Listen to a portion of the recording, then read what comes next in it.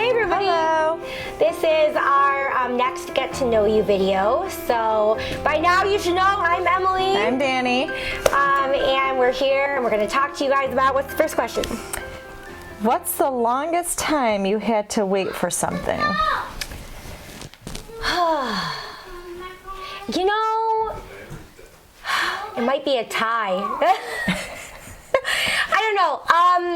I'm going to say probably when we were getting our house, like trying to find a house. Mm-hmm. That felt like a really long time and it was annoying and it really wasn't that long, but it felt long. Mm-hmm. Also, I mean, I got a few things. That one, which I think that ended up taking like, I don't know, a few years. Mm-hmm. And then finding a church that we felt like was like that we belonged at or that where God wanted us. Mm-hmm. Also, I think when I was pregnant with both the kids, mm-hmm. like I know that that's like within 9 months, but still, Right. It feels like a long time because you are carrying an extra person there. Mm-hmm. And so it just feels like a really long time because you're Right. like double your size and, you know, so I guess that would be mine. What about you? I mean, I know with like different jobs I've had, it was always waiting to get out of, Oh, like waiting for the next one? if it was a bad Yeah. situation, then waiting to get out of it. I think the longest I waited was a year, maybe, or over a year. I don't know. I think that's the longest time I've waited for something. I feel like we're constantly waiting. We are constantly waiting. Like I think that's just like part of being here on this earth. Like it's a waiting. Like everything is waiting. You're waiting for like the next thing to happen. Right.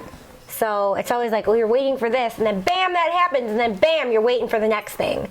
Like whatever your next thing is, you know? Mm-hmm. Yeah. So it's a constant Constant waiting battle. Yeah. All right, let's see. The next one. Have you ever looked back at something traumatic and felt glad it happened because it helped you grow? Well, I guess I could start because it's probably going to stem from what we just talked about. I know. Like waiting for that house. I mean, I wouldn't say it was like totally traumatic, but it was hard. Mm-hmm. It was very difficult to be in transition for that long and try to like, you know. So maybe traumatic's not the right word, but like it was definitely difficult. Yeah. Same with finding a church. It was difficult because I felt like my walk with God was like not strong, and I didn't have like the fellowship that I have now with all of my friends and stuff. Yeah. So, what about you? I feel like, I don't know, like traumatic. Again, it's probably going to be just difficult. Probably when I had my recent breakup. So it wasn't traumatic, but it was hard, and it's something that I never really went through in that capacity, I should say. But so I learned a lot. You make mistakes, and I learned that, there are good guys out there, but I also learned that, God does have the perfect person out there, and I grew closer to God because of it. So yeah, in one sense, yeah, I am glad that I went through it, but it was still pretty hard. Yeah, I agree. I think hard things are good, right? It pushes us to do things that we don't normally do. So, next question. What do you think is the most important thing in maintaining a friendship? I kind of went over this with the breakup thing again, but yeah, a little, but I think maintaining different I don't think it's communication because I have friends, like, for me anyway. Okay. Like, I have friends that I don't actually have to talk to, but, like, we just pick things back up right where we were at. Mm-hmm. So there's that, but I also think, too, like, I think to maintain a friendship is just to, like, I don't know, be open with them like all the time. And like, yeah, you may not talk all the time, but when you are together, it's just this form of openness and always being able to like talk with one another, even though there's this gap of time maybe, or even where like distance, right? Because I've got friends who are like further away and stuff, but I mean, what do you think for you? Because I think it's different for like each person, you know? For each person, because some people, they need more attention. They need more, I agree. Like attention, communication. I'm that way. I need more of a constantly, not constantly so much anymore, but like just consistent. Consistent. That's a good word. Consistent talking, and you know, I'm a huggy person, so that kind of consistency. Whereas some people don't need that. They are totally fine with not talking for months or years, and I can't do that. But just figuring out what works best, and I guess being content with how things are. But you also, for me, I personally need that assurance that, yeah, we don't talk for a while, but that doesn't mean we're not friends anymore. You know, that kind of thing. So that's just, for me, I need assurance. Yeah. I mean, I think all of us need that assurance, you know, at one point or another. But yeah, I think, you know, friendships are kind of like, depending on who they are, right? All of them are different. So, like you said, like I think it caters to different people. And, but, so, okay, last question. What's the biggest problem in our society? We saved the best for last. Is this too much of a controversial question? Should we nix it? Well, we talked about, like, we were going to talk about, you know, those things. So I think it's okay. So I think there's just a lack of understanding other people. Like, yes, there's a lack of Jesus. I think that's the biggest problem. Yeah. But like, if we're just taking that directly out of it, I mean, we all know that that's an issue. So that should be common sense. But outside of that, I think it's, you know, just that people don't understand each other, and they don't want to. They say they want to, but it's not really truly genuine. Right. It's, well, my point of view matters more than yours, and I don't want to know what your point of view is because I'm not going to respect it. And I think there's a lack in society nowadays because of it. So yeah, I think another big problem is emotions and feelings. We have completely become a touchy-feely, what feels right is right.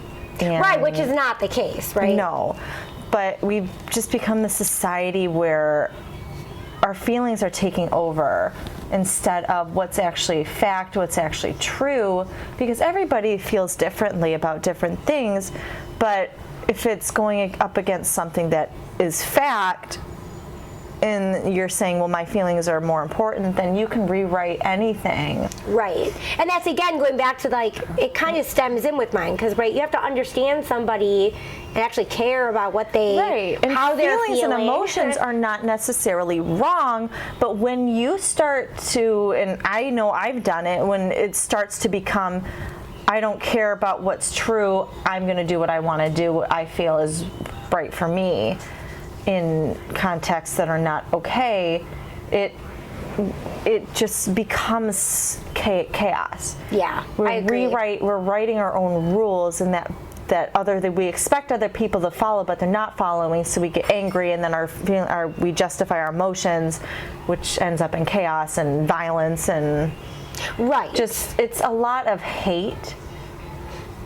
Yeah, and I think that's true. And when we throw God out the window, or when we change who God is to meet what we feel, then it becomes a big problem. Well, yeah, and I think a lot of people look at God and God has so many different characteristics, and love is one of them. But He's also, you know, he judges as well. So He's a just God, and so He's gonna look at things and say, well, this is unjust and this is just, and He takes care of that because that's part of being just.